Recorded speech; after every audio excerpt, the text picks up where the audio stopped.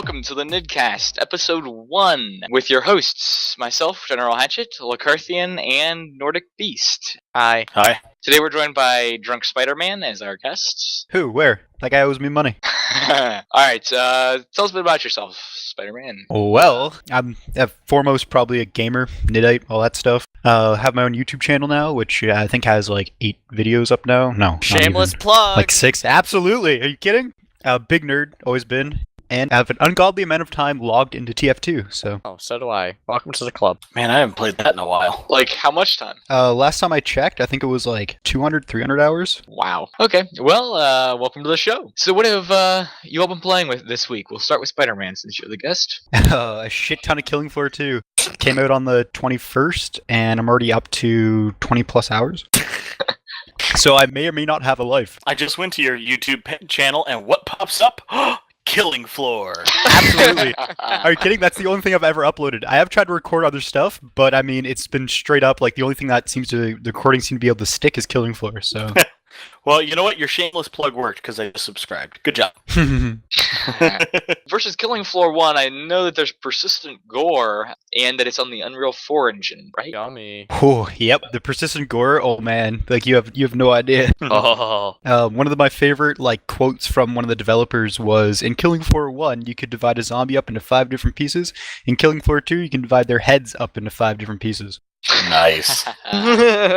So have you guys, anybody else been playing Killing Floor or Killing Floor 2?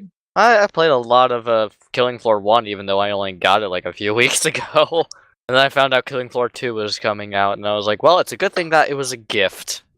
It looks good, but I haven't played it yet. I want to. How dare you, Spider-Man? Do you buy into the early access, or is that, do you need a key to get into it? You can buy in. Okay.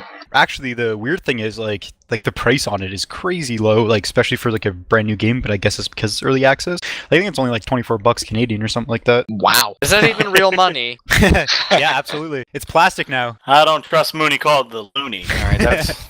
So, what about you, Lacarthian? Oh, you know, stuff.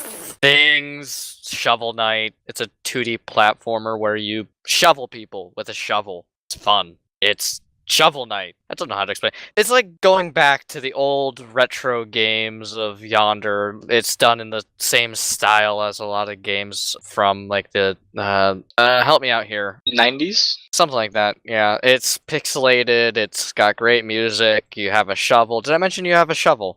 I believe there is a shovel, yeah. Okay. I heard mention of a knight as well. Yes, Yeah. there's something about a shovel and a knight, a shovel knight. Anyway, you go around and you beat up other knights With shovels? with a shovel. And it's, once again, another brutally difficult game that I end up just playing hours of. What about you, Nordic? Well, now that I got my new machine up and running, I'm able to play Evil Engineers. And I've only got about an hour into it, but it's actually pretty fun. It's pretty limited at the moment, but it's definitely fun. It's fun building houses and then blowing them up. And then blowing them up. Other than that, I'm a pretty calm, level-headed person until I play a rage game, and then I'm a really bad rage gamer, and I started playing the first Dark Souls. You masochist. Ooh. I will say that the atmosphere of the game is worth it because I love horror games. I'm a huge horror game buff, and I can't tell you how many times I've walked into a dark room, something's appeared, and I just screamed like a little girl and ran away. Yeah, that's 9/10 of the game. Yeah, absolutely. The other 10th is just dying a lot. Damn it! Damn it! Damn it! For a while there, my rig was down, so I hopped over back onto console gaming and got Dark Souls 1 and 2. It was the first time I played them, and yeah, those games are punishing. But overall, I think they actually make you a better gamer. Agreed. But if I go into a game knowing that it's a rage game, it's not so bad. But I was very fearful to play it for a long time because of that. Like all my first-person shooters, I rage out the whole freaking time, much to my family's dismay.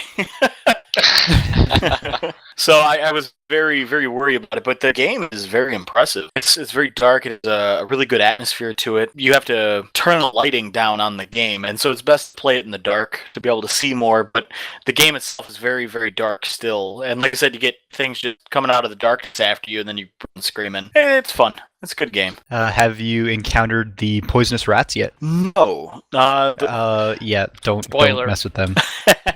Understood. They're not even like a boss. They're like just some jerks that show up and are just like, hey, guess what? If we bite you 3 times, you're poisoned. Now you're gonna die. There's nothing you can do to stop it. Yay! Yeah, I'm not too far into the game yet. The worst I've had to deal with were resurrecting skeletons that apparently you need some kind of like holy sword to kill them and keep them dead.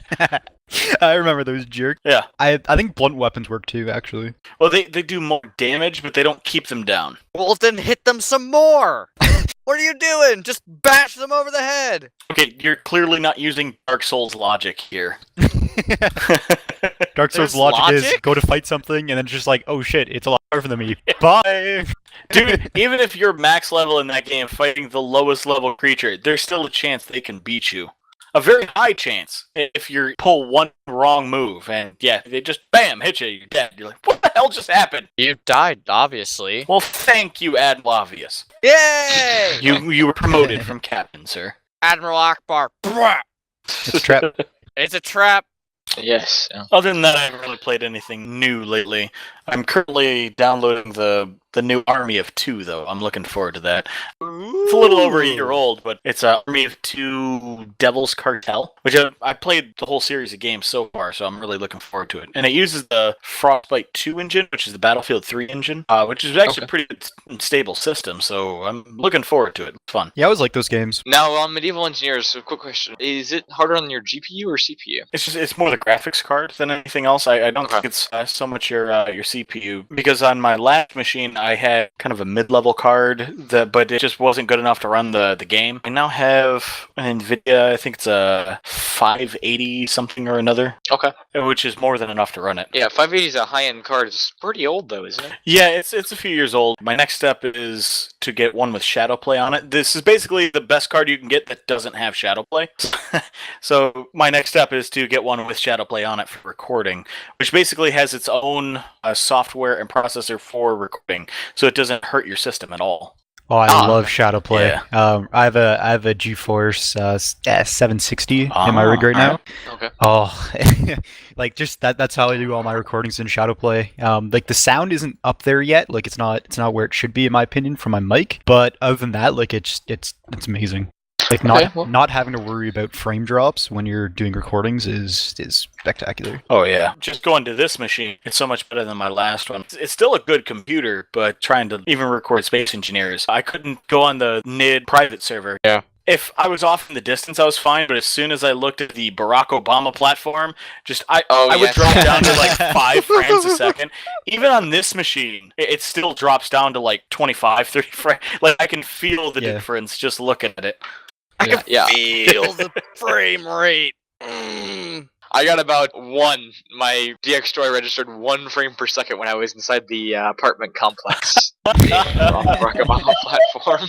Wow. Anyways, what have I been playing this week? I've been playing a lot of Mountain Blade Warband. I don't know if you guys have heard of that. I've been recommended it a couple of times, but I haven't actually got around to checking it out. I played Mountain Blade Heroes a while back. Heroes? I'm pretty sure that was the name of it. Or was it just Mountain Blade? Because it made a Mountain Blade Warband, and Mountain Blade Fire and Ice. Alright, you know, it might have been the original one, and I remember I didn't much care for it. Mountain Blade Warband, I think, is relatively similar. The big drawback, the gameplay is amazing in it. It's just a spectacularly structured game. The biggest drawback are the textures. The game was originally made in, I think, 2010, 2011-ish. That kind of era. But the textures looked old. People complained about the textures when it first came out. So the textures are awful now. It looks like the game was made back in 2005. Yeah, I'm looking at it now. Okay, this is not the game I thought it was. And yeah, you're not kidding. That does look pretty old. Yeah. But, the gameplay is just out of this world. There's so much depth to the game. You can do whatever, whenever, and the modding there's so many total conversion mods and such for it. It's just spectacular. They've been making DLC for it. Like, they just came out with the latest one, the Viking something or other DLC. Caught my interest.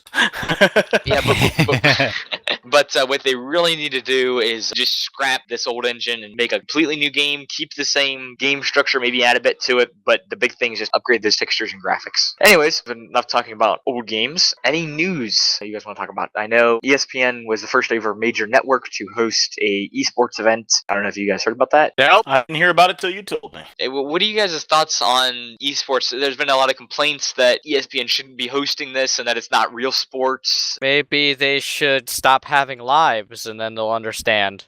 What about, like, you know how they do blackjack and Texas Hold'em and all that? Is that on ESPN as well? Because I recall they... Okay, Yes. Sorry. If they consider that a sport, I'm sorry, games are a sport.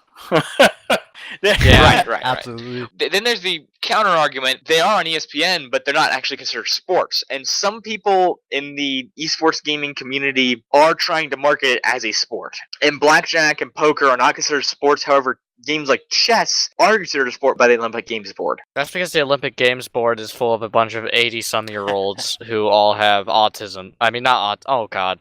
Not autism! Alzheimer's! Boris, edit that out. I'm Boris. sorry! I'm sorry! I'm gonna go sit in the You corner. just insulted so many Go people. sit in the corner. It was an honest mistake. Although now that we've talked about it, Boris can't edit it out. It's gonna have to stay there. I'm in so much trouble! Offend all the people. Sit down, relax, borrow some of Spider-Man's So booze. You're sorry. alright. Okay. Yeah. I'm not gonna talk anymore. Anything else you guys want to talk about? GTA 5. Well, yeah, there's that. But I want to talk about Killing Floor 2 because it's my newest addiction, and I'm important because I'm the guest. So look at me. Look at me, Ma! Yes. I'm on the internet. Whatever you want. Yeah, it's a really cool game. Like it's going back to kind of what we were talking about, Hatchet, earlier about like the whole Mountain Blade stuff. Like Killing Floor 2 is basically just Killing Floor 1 like revamped. It only changed the game system a little bit, but other than that, like it's just Killing Floor 1, just fancier, gorier, and I crazier. watched a little Ooh. gameplay on it, and that does look like a fun game. Yeah, it's a blast. Like even just trying to like give yourself little goals, like I'm gonna spider that guy all over the ceiling, like just stuff like that. Like it just makes the game like just so much fun. A lot of people's complaints with it right now is it doesn't have a lot of content because like it is still technically early access. There's only 4 classes. There's only 4 different maps. So a lot of people are like, well, you know, there's not a lot going on with it. But I mean, they have like the framework there. All they have to do is fill it, and that's very tripwire. Like that's what they did with Killing Floor 1. Like when Killing Floor 1 came out, there wasn't a lot to it, but they added new classes, added new skins, added new guns, added new maps, and then it took off from there. And considering that Killing Floor 1 came out in 2005, I believe, and they're still releasing content for it, like I think the latest content was like a year ago, is pretty ridiculous. Yeah, I'm not worried about content whatsoever for Killing Floor 2. Yeah, I just got the game, and I still think it has a lot to offer. Killing Floor 1, that is. Yeah. And what about the PT series ending? Oh yeah, I heard about that. It's the Silent Hill. It was like Guillermo del Toro and some other dude. They did the PT, which was really creepy, really awesome. But they decided to drop out, or Sony decided to drop them off, or something happened there. And yeah, so if you want to get it, if you want to get PT, get it quick because it's not going to be on the network anymore. So they're not going to make the new Silent Hill after they made that sweet-ass trailer? From the sounds of things, they're not going to. No. Wow. That's kind of a bummer. Although they haven't released pre-orders for it, have they yet? I don't think so. Okay, good. Because I know they had the big drama with the, was it DS9? Deep Space 9 or something? Some space station building game that they released it on Kickstarter but they never finished the game. Space Station 13? No, that game came out, and it's terrifying. Yeah. It's Dwarf Fortress in space. Yeah, basically. On the Dwarf Fortress, I know you wanted to talk about it a bit, Spider-Man. When have you been playing some Dwarf Fortress? Oh man, don't get me started. We got you started. Oh, Yeah. Dwarf Fortress. Like every time I see that game like in my folder on my desktop, it's just like, do I want to get back into that? Do I want to commit like 3, 4, 5 hours of my life Try into this 5 game days. and then just have my fortress get rolled by badgers again? Yep. That was my first experience with Dwarf Fortress. Made a bit of a fortress, starting to build up walls, and a bunch of badgers show up and kill all my dwarves. Honey Badger don't give a shit. Now, True, this they is- don't. This is kind of strange. I just started playing the game about a month ago. I played it a bit. I haven't playing it really recently because I've been getting into other stuff, but I'm still somewhat into it. How long have you guys been playing? I've been playing it on and off for maybe 2-3 years. Like I'll go through like stints where I'll play it for like 40 hours and then stop and then go back to it a couple weeks or years later. It is crazy though. One of my favorite Dwarf Fortress experiences, besides having my dwarves rolled by badgers, was because you know how dwarves get in a fey mood sometimes and they just gotta build shit. Right. Right. Mm-hmm. One of them killed another dwarf and then used his bones to make a door. A really nice door. Like we're talking like grade A, like fancy ass door. And of like his best friend. Oh my god. That's awful. I love roguelikes. And I had to keep it around. I just like I couldn't tell them to remove it. Like that was a dude that got killed for that door. It just had to stay around. That's Oh my god. that's the beauty of Dwarf Fortress. You can tell stories like that when you're done playing. Yeah. It's just, Oh, That's like a absolutely. Dungeons Just and amazing. Dragons Yeah. story right there, just in a video game. Yeah, absolutely. You see, this guy, he was like, I gotta build something, and his best friend was like, well, we got no materials, and he was like, I know what to do. And next thing you know, we had a door. It had like strange red patches on it. I don't know, whatever. Oh, It's a nice door. it's a nice door, even though it's bleeding. So, while this is a gaming podcast, it would be nice to incorporate some real life stuff into it. Spider-Man, do you do anything interesting? Yeah, I'm a weird guy. I like to pursue We my know. random interests, and a couple of them have been like stuff like blacksmithing. I took blacksmithing lessons over summer. It was a lot of fun. I made some armor, made some tools, and like it's to the point where like I'm almost considering setting up a forge in my backyard. Like I just love it to death. Ooh, Spider-Man, we gotta hang out sometime. I mean, you're just I- to the north of me, so. You two are identical. You both do blacksmithing. You both do kendo. You both Well, do archery. I've never done blacksmithing, but I've always wanted to. Oh, okay. So, yeah, that's I thought you did it at some No. point. But okay. Yeah, there's a little shop that does lessons not too far away from where I am now, and it's like just amazing. The head blacksmith in this shop, he made the Nazgul armor for a little someone known as Adam Savage Okay. from Mythbusters. No Yes. shit. Yeah. Yeah. Like just shit like that. Like their shop is spectacular. Like you go upstairs and like the whole shop is very like rustic and like I'm pretty sure it was built on the site of an old blacksmith shop way back in the day. You go up upstairs and it's got like the nice slanted roofs going up. There's like this big long hand carved table with like iron bracings all down it, and the walls are just lined with weapons and armor. Fantastic. Screw you guys, I'm done. It is, yeah. It's amazing. I love going there. Every once in a while, I just show up just to hang out because, like, it's just, it's amazing. But yeah, another thing that I've pursued before is archery. Like it a lot. It was to the point where, like, I was almost on track to, like, get into, like, doing tournaments and stuff like that. Like, is Olympic style archery. Yeah. Oh, wow. But never really ended up pursuing it. You're a wuss. Go longbow. I shoot bear recurve, so I'm like one step above longbow. I was looking to get into competition shooting, but there's really nothing much at the end of that trail unless you wanted to go It's true. the Olympic route, which I have a niece. She's actually doing the Olympic archery. Oh, wow. She just had a competition down in Florida 2 days ago, and she was in 9th, and before that she went down to Vegas and she was 2nd. Here in Michigan, she was overall 1st. So she's pretty damn good. Varying a lot in her place, Wow. but she is pretty damn good. She's only 15. She's about to be 16. Wow. We'll have to look Crazy. out for her in the next Yeah. Olympics. That's her goal. That's what she wants. That's awesome. So you both do archery. Lacarthian, do you do anything interesting? Oh, No. poor Lacarthian. You always have something to say until it comes to the hobby, and you're like, nope, fuck this. Yep. I used to swim years ago. Okay. I used to play a lot of it. I used to have hobbies, okay? Okay. Yeah. And then video games came along. Well, yeah, I do fly, which I know Nordic has done a little bit of. I'm the least interesting person here. I just- I didn't mean to say that. I'm It's sorry. quiet down now. He pushed his push to talk button, and he didn't mean to.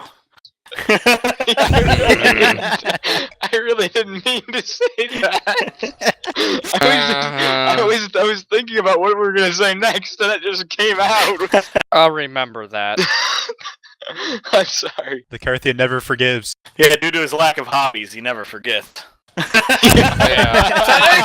Oh, which is a way to kick a man when he's I don't down. like you guys anymore. Yeah, and any newcomers to the podcast, this is the Let's Hate on Lacarthian podcast. Exactly. Yes, that's what we should rename this.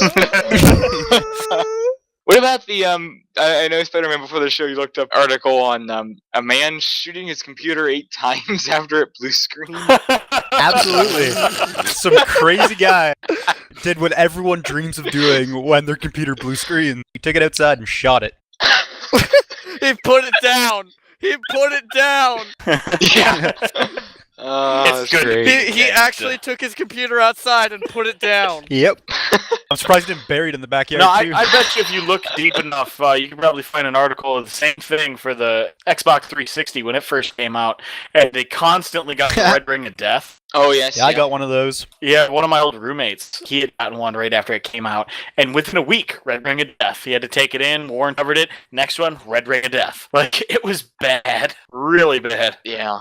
Yeah. I'm really glad I've never really been into consoles. I wasn't either until I got my 360, and then I gotta do it. Yeah, like when I first, like my first gaming experiences were on consoles, back in the good old N64 days. Yay, the good old days. Oh yeah, playing GoldenEye and Mario Kart 64. Are you kidding? That was amazing. Yay. Then I upgraded to computers and playing games like Freelancer, which no one has ever I've heard of it. Whoa. Freelancer, Oh, good. yay! Freelancer, Star Hold on, I was Lancer. Yeah. Yeah. We all okay. watched Scott Manley, okay? Actually, I don't a whole lot, but okay. I actually started watching him because he was playing Xenonauts, and I really like Xenonauts. Okay. And yeah, I watched his whole playthrough of it, and he hasn't played much interesting since, except for his Kerbal Space Program, which I don't play, which I know all you guys play. I don't play because I fear my addiction to the game. I don't play it. So I don't play it. I'm playing it right now. It's amazing. It just came out onto 1.0. That's another thing we could talk about. Yeah, you don't play Kerbal Space Program. It You plays live it. you. Yeah, exactly. Yeah. You start playing and you just don't stop. You never stop. Can't stop, won't stop. I have a thing with games that can be modded. The modding scene for KSP is pretty sweet too. Yeah, but I hear like people end up with so many mods that it crashes the game after a while. Like you have to worry about your memory. That's the thing with every single game you try and mod. Well, the problem with KSP more than other games is it runs on 32-bit Unity, so it's limited as to how much RAM it can use. You're limited as to how much RAM you can handle. You can't handle the truth. You can't handle the RAM. You can't handle the RAM. It's either 2 or 4 gigs that it can use, and like I have 16 gigs in my computer, so it's only using at most a quarter of that. And there is a 64-bit version, but it is extremely buggy.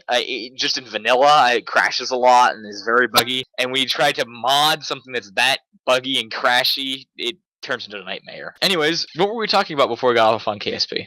I don't know, but I Good want to talk question. about myself again. Okay. Okay. Everyone, shut up. I have things to say. You are the guest, so All right. everybody be quiet. Another one of my hobbies is LARPing, live action role playing. For those who know it. LARP. Yep. And for some reason, it has such a big stigma attached to it. Like it's like the nerdiest of the nerd.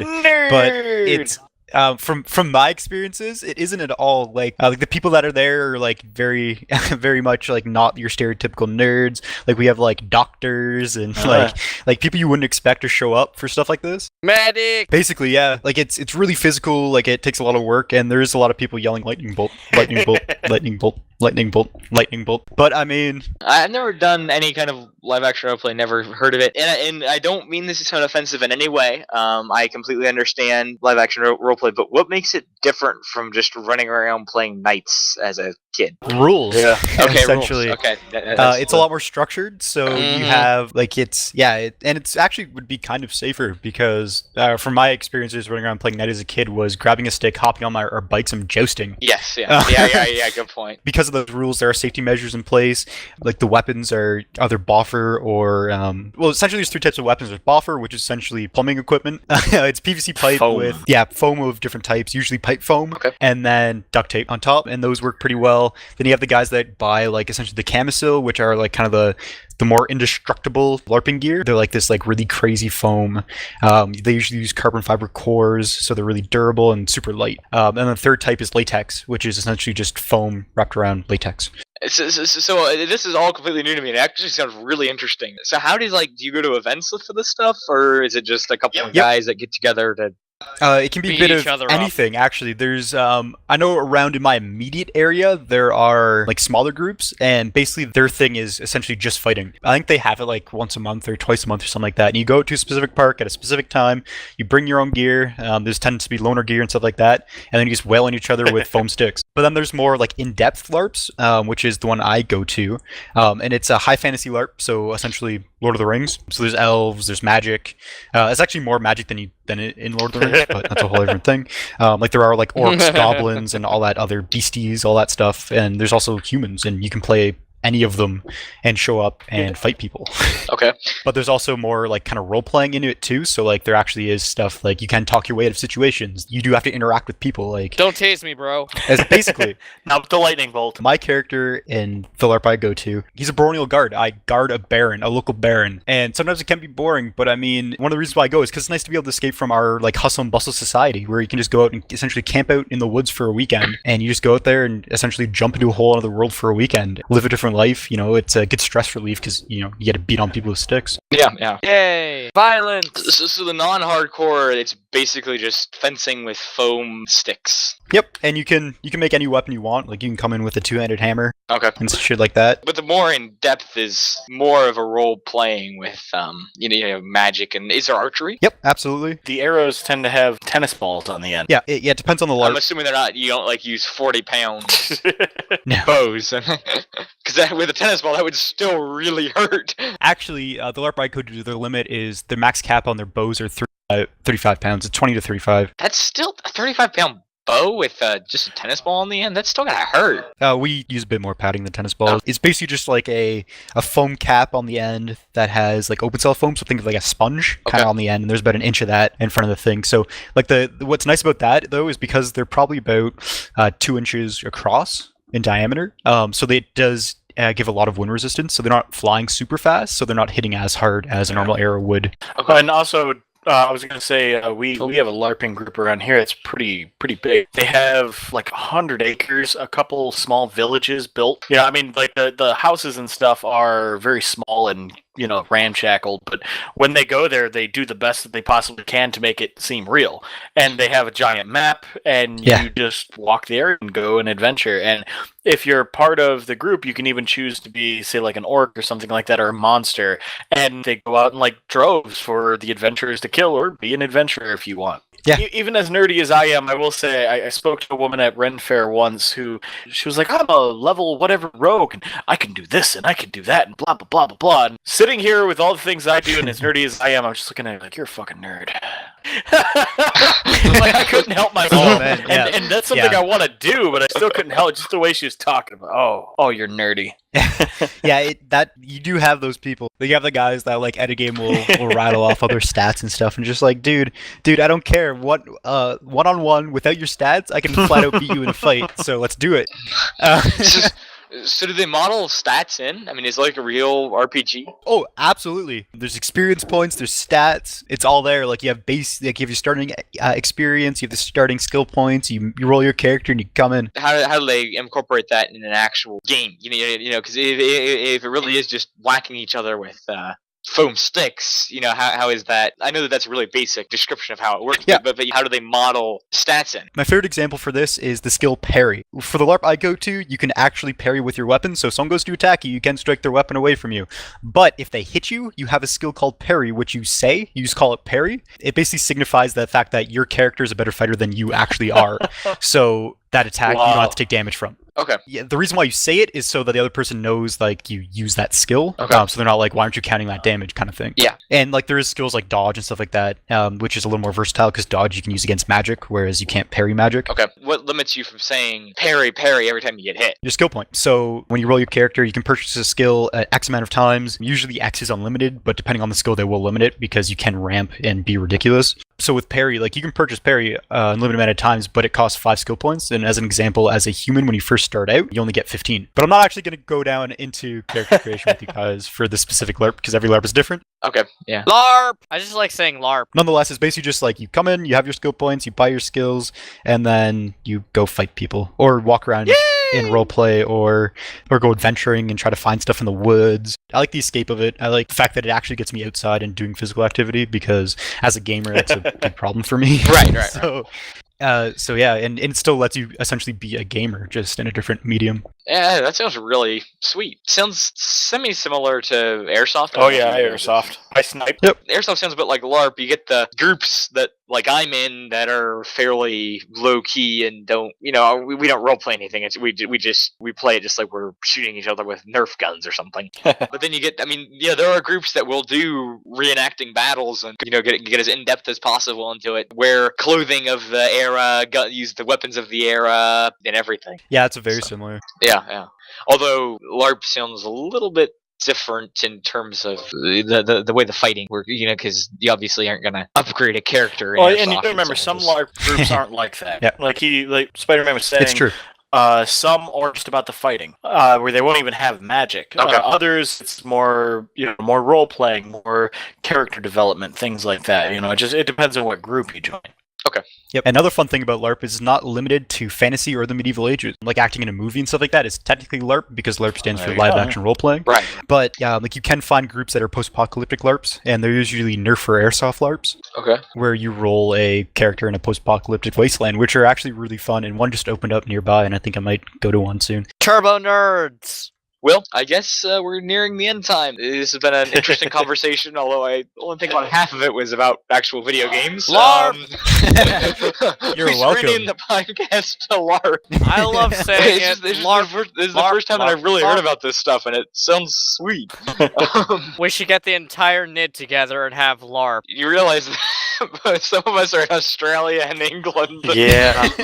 Start the LARP rainy day fund jar Yeah. for the Nidd. Yeah, to fly Oh, everybody man. to... We will Could get you everyone imagine- together. Could you Someday. imagine Boris We living will. anywhere but Australia? Oh, I couldn't. It's Ugh. true.